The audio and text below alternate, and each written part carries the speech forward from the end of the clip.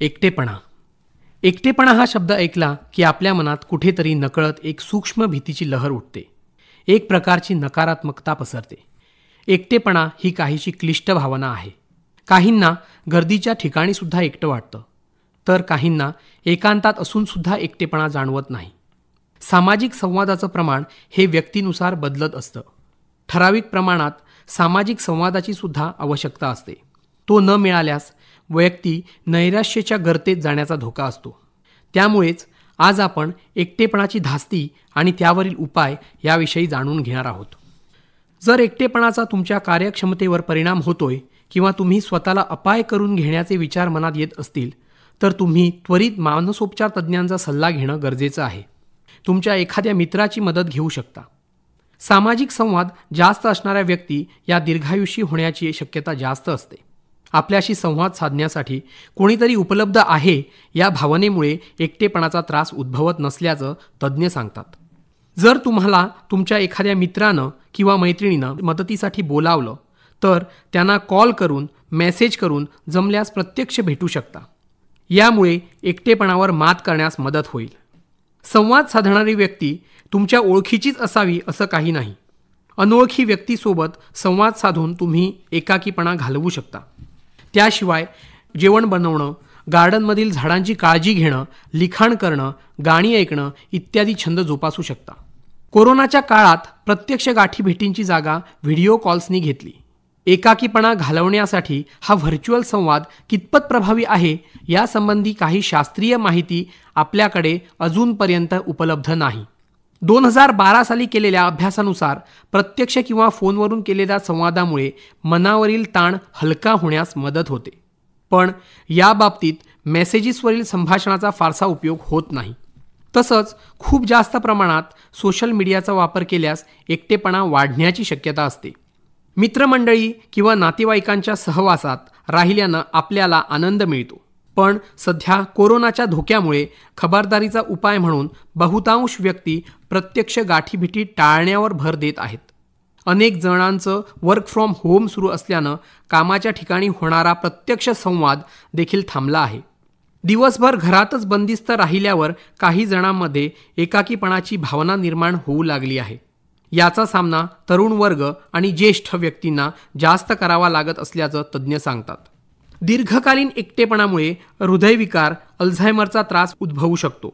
त्यामुळे तुम्हाला आनंदी राहण्यासाठी किती प्रमाणात सामाजिक संवाद आवश्यक आहे ते ओळखा. त्या प्रमाणात तो तुम्हाला उपलब्ध होत आहे का याची तपासणी करा. एकाकीपणामुळे हृदयविकार उद्भवू शकतो असे सिद्ध झालेले आहे. मनुष्य समाजशील प्राणी आहे. एकटे पडण्यामुळे मनाच्या काही गरजा भागत नाहीत. साखरेपासून कोलेस्टेरॉल तयार करण्याच्या शारीरिक गतीला अशा परिस्थितीत वेग लाभतो आणि मग सर्व शरीर सुदृढ आणि निरोगी असूनही धमन्यांमध्ये किटण साठू लागते. त्या अवरुद्ध होतात. हृदयविकार होतो. असल्यास तो बळावतो. म्हणूनच हृदयविकार झालेल्यांना समाजात मिळून मिसळून राहण्याचा सल्ला दिला जातो. इतरांशी जुळवून घेण्याचा सल्ला दिला जातो. असे केल्याने फायदाही होतो. ह्याकरिताच एकाकीपणा उद्भवतो कसा, त्याचा सामना कसा करावा, हृदयविकाराचा प्रतिबंध करण्यासाठी एकाकीपणा टळावा म्हणून जीवनशैलीत काय परिवर्तन करावे, ह्या प्रश्नांचा उहापोह इथे करण्याचे योजिले आहे. हल्ली विभक्त कुटुंब पद्धतीमुळे घरात माणसेच मुळात कमी असतात. दारबंद संस्कृतीमुळे शेजाऱ्यांशी संवाद मर्यादितच असतो. त्यात घरातील प्रत्येक व्यक्ती इतकी व्यस्त असते की एकमेकांशीही बोलायला फुरसत असू नये. घरात माणसे एकतर झोपलेली असतात किंवा घराबाहेरच जास्त वेळ असतात. जागेपणी घरातील 2-4 व्यक्ती घरात असण्याचा काळ 3-4 तासांचाच काय तो असतो. ह्या काळास ते एकतर प्रत्येकाचा स्वतंत्रपणे विश्रांती घेण्याचा काळ मानतात किंवा सामूहिकरित्या TV बघण्याचा काळ मानतात. व्यक्तींमध्ये अर्थपूर्ण संवाद होतच नाही. याचे दैनंदिन जीवनातील सर्वोत्तम उदाहरण पाहायचे झाल्यास पालक आणि मुलांमधील संवाद या स्वरूपात दिसेल. कामानिमित्त बाहेर असणाऱ्या या पालकांची मुलांशी क्वचितच भेट होत असते. यामध्ये सुद्धा त्यांच्यातील नातेसंबंध कितपत दृढ होत असेल हा एक प्रश्नच आहे. अशी ही आईबाबांना फक्त ओळखणारी मुले मोठी होतात. वेळ निघून जातो तसा त्यांच्यातील दुरावा सुद्धा वाढत जातो. पालक बाहेर जाऊन पैसे मिळवतात, पण इथे त्यांच्या जीवनातील सर्वात महत्त्वाचा घटक, ज्याच्यासाठी सर्व ते करत असतात, त्यांच्यासोबतचा ते वेळ घालवू शकत नाहीत, नाते कमावू शकत नाहीत. मुलांमधील हा एकाकीपणा पुढे जाऊन विविध स्वरूपात प्रगट होताना दिसतो. ह्यामुळे व्यक्तींचे न सुटणारे प्रश्न, साखळलेली निराशा, कामाचे जागी कधीही उद्भवू शकणारे वैमनस्य, अनपेक्षित रीतीने वेळाचा, कष्टाचा, पैशाचा झालेला ऱ्हास इत्यादी समस्यांना श्रोता सापडत नाही. दिलासा मिळणे तर दूरच, अशा परिस्थितीत शरीरभर चैतन्य मंद होते. मनाचे अस्वास्थ्य शरीरात अवतरू लागते. वाढत्या वयात माणूस कार्यशक्तीच्या बहरातून प्रथम चढत असतो आणि 50 नंतर उतरत असतो. उत्तरोत्तर उत्कर्ष साधत तो स्वतःची एकमेवाद्वितीय जागा बनवत जातो. एकटा पडत जातो. त्याची कामे करण्यास केवळ तोच सक्षम राहतो. इतरांची मदत त्याला होईनाशी होते. आपले पद अबाधित राहावे म्हणून कधीकधी तो स्वतःच इतरांना सुगावा लागू देत नाही. व्यावसायिक गुप्ततेच्या भिंती बांधत जातो. त्यामुळे कुठेही काहीही बोलू शकण्याचे, वागू शकण्याचे त्याचे स्वातंत्र्य उत्तरोत्तर घटत जाते.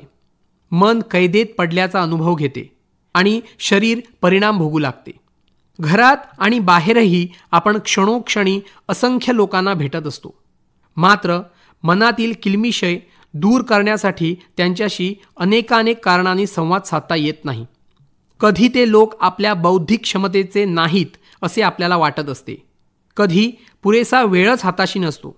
कधी समोरच्याला तुमची रामकहाणी ऐकण्यात मुळीच स्वारस्य नसते. कधी परिस्थिती सोयीस्कर नसते. अगदी ओठांवर आलेली गोष्ट बोलण्याच्या वेळेसच काही दुसरी महत्त्वाची घटना बोलणेच खुंटवते. आपण समाजशील आहोत ह्याचे सदैव भान ठेवावे. सर्वांसोबत राहिल्यानेच आपली उन्नती वेगाने घडून येऊ शकते. आपले विशेषाधिकार समाजपुरुषाच्या पायी समर्पित केल्यास आपली भौतिक आणि मानसिक उन्नती घडून येते.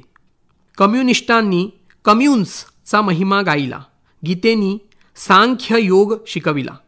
सर्वच धर्मांनी समुदायाचे भान ठेवले, दखल घेतली.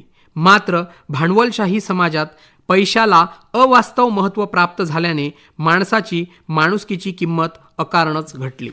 अशा या भयान एकटेपणाचा सामना आपण कोणत्या पद्धतीने करू शकतो हे आता आपण पाहूया. खराखुरा एकाकीपणा. आपल्यासारखेच इतरही लोक मैत्रीच्या शोधात असतातच. तेव्हा बर्ड्स ऑफ सेम फिदर शोधत असावे. सभोवती असंख्य नातेवाईक, मित्र, ओळखीचे, आसपासचे, कार्यालयीन असे लोक सदैवच साथ असूनही त्यांच्याशी संवाद साधता न आल्याने येणारा एकाकीपणा. अशा बाबतीत संवादास कारणे हुडकून काढण्याची, संवाद करण्याची, विसंवाद टाळण्याची आत्यंतिक गरज असते. सोबतच्या लोकांच्या मदतीने आणि जाणीवपूर्वक संवाद साधावा. आपल्या पदाच्या एकमेवाद्वितीयत्वामुळे उद्भवणारा एकाकीपणा. आपण जीवनाच्या केवळ एखाद दुसऱ्या पैलूबाबत एकमेवाद्वितीय असतो हे लक्षात घ्या.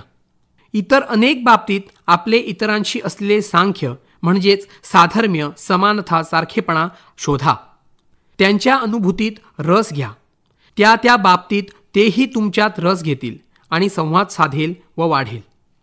जवळच्यांनी दूरत्व पत्करल्याने येणारा एकाकीपणा ही सर्वसामान्यपणे एकतर्फी प्रेमाची कहाणी असते. तेव्हा समोरच्याने काय करावे हे तुमच्या हातात उरलेलेच नसते. म्हणून मिले न फूल तो कांटों से दोस्ती करले हेच धोरण पत्करावे. आपल्याला एकाकीपणा घालवायचा आहे. त्यांना त्याच्याशी काय कर्तव्य? पराकोटीच्या वैमनस्यात सदा सर्वदा रममाण होण्यामुळे येणारा एकाकीपणा. लोक तुमच्या वैमनस्यापायी हैराण होतात. त्यांना तुमच्या कर्मकहाण्यांमध्ये मुळीच रस राहत नाही. अशावेळी त्या आपल्यासाठी ऐतिहासिक महत्त्वाच्या असलेल्या वैमनस्यावर वर्तमानाचा दाट पडदा टाकून निरामय भविष्याची वाट धरावी हेच श्रेयस्कर ठरते. याचप्रमाणे एकटेपणावर मात करण्यासाठी आयुर्वेदामध्ये सुद्धा अतिशय सुंदर प्रकारे उपाय वर्णन केलेले आहेत. शिरोधारा, शिरोबस्ती, नस्य ज्यामध्ये औषधी तेलांचा आपल्या शिरोभागाशी संपर्क येऊन आपले डोके शांत होण्यास मदत होते. त्याचबरोबर ध्यान, धारणा, प्राणायाम, योगासने इत्यादी गोष्टींचा सुद्धा वर्णन आयुर्वेदामध्ये केलेले आहे. अशा सर्व गुणकारी पर्यायांचा अनुभव घेऊन आपण आपले मन नक्कीच शांत करून एकटेपणाच्या समस्येपासून सुटका करून घेऊ शकतो. स्वावलंबनाच्या अतिरेकी कल्पनांमुळे उद्भवणारा एकाकीपणा. मी कुणावरही अवलंबून नाही, माझे कुणा वाचून अडणार नाही, ह्या व्यर्थ कल्पना आहेत. पराधीन आहे जगती पुत्र मानवाचा, हेच काय ते निखळ सत्य आहे. परावलंबित्वाचा एवढा बाऊ करू नये, किंबहुना काहीसे परावलंबित्व हेतुतःच पत्करावे, म्हणजेच त्यायोगे आपोआप मित्र मिळतात. मी जनात फिरलो तेव्हा असंख्य मित्रही केले, जंगलात फिरलो तेव्हा निर्झरही बोलत होते. मी मनात फिरलो तेव्हा स्मृतींची साथही होती. मी कशात मन रमवावे मज भ्रांत मुळीही नव्हती. सदरहू कविवर्यास एकाकीपणा सतावणारच नाही. स्मृतींची साथ ही माणसाला एकाकीपण कधीच जाणवू देत नाही. भरपूर पाठांतर असावं, असंख्य कविता, गाणी, वेचे मुखोद्गत असावेत, म्हणजे अगदी अंधार कोठडीतही मनुष्य सुखेने व कालकर्मणा करू शकतो. माणसाला कल्पना दारिद्र्य नसावे. स्वातंत्र्यवीर सावरकरांनी तुरुंगातही सागरा प्राण तळमळला लिहून एकाकीपणा घालवला. कालिदासाच्या शापित यक्षांनी मेघदूतास भारताची रमणीय सफर घडवीत अलकानगरीत मनोमन पोचविले. कल्पनाविलास माणसाला मुळीच एकाकीपणा जाणवू देत नाही. म्हणून कल्पनाचित्रण करावे, तशीच सवयच जडवून घ्यावी. ह्या आणि तुम्हाला सुचतील त्या सर्व उपायांनी एकाकीपणाचा सामना करावा. लोक आपले शत्रू नाहीत, एकाकीपणा आपला शत्रू आहे हे मनोमन मानावे, म्हणजे खचितच एकाकीपणापासून सुटका होईल, ह्यात काय संशय.